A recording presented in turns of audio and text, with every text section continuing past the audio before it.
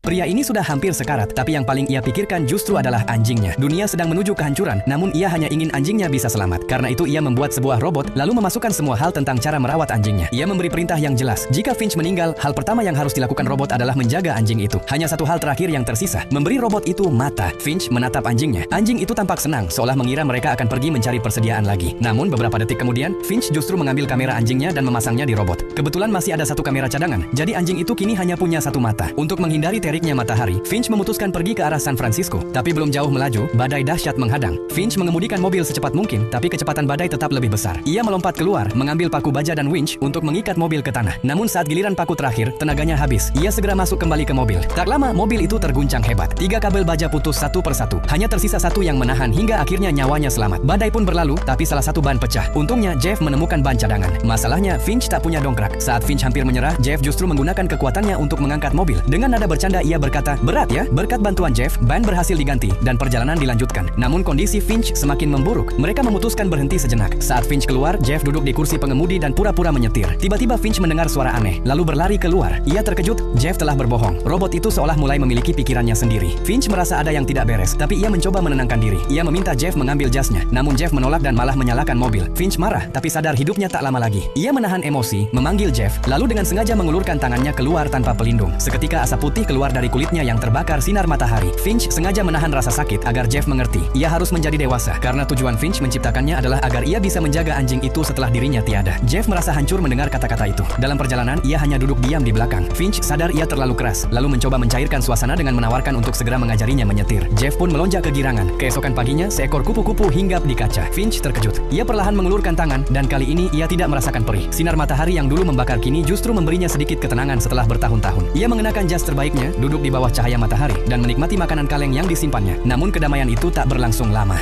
Pria ini sudah hampir sekarat, tapi yang paling ia pikirkan justru adalah anjingnya. Dunia sedang menuju kehancuran, namun ia hanya ingin anjingnya bisa selamat. Karena itu ia membuat sebuah robot, lalu memasukkan semua hal tentang cara merawat anjingnya. Ia memberi perintah yang jelas. Jika Finch meninggal, hal pertama yang harus dilakukan robot adalah menjaga anjing itu. Hanya satu hal terakhir yang tersisa, memberi robot itu mata. Finch menatap anjingnya. Anjing itu tampak senang, seolah mengira mereka akan pergi mencari persediaan lagi. Namun beberapa detik kemudian, Finch justru mengambil kamera anjingnya dan memasangnya di robot. Kebetulan masih ada satu kamera cadangan, jadi anjing itu kini hanya punya satu mata. Untuk menghindari teriknya matahari, Finch memutuskan pergi ke arah San Francisco. Tapi belum jauh melaju, badai dahsyat menghadang. Finch mengemudikan mobil secepat mungkin, tapi kecepatan badai tetap lebih besar. Ia melompat keluar, mengambil paku baja dan winch untuk mengikat mobil ke tanah. Namun saat giliran paku terakhir, tenaganya habis. Ia segera masuk kembali ke mobil. Tak lama, mobil itu terguncang hebat. 3 kabel baja putus satu persatu. Hanya tersisa satu yang menahan hingga akhirnya nyawanya selamat. Badai pun berlalu, tapi salah satu ban pecah. Untungnya, Jeff menemukan ban cadangan. Masalahnya, Finch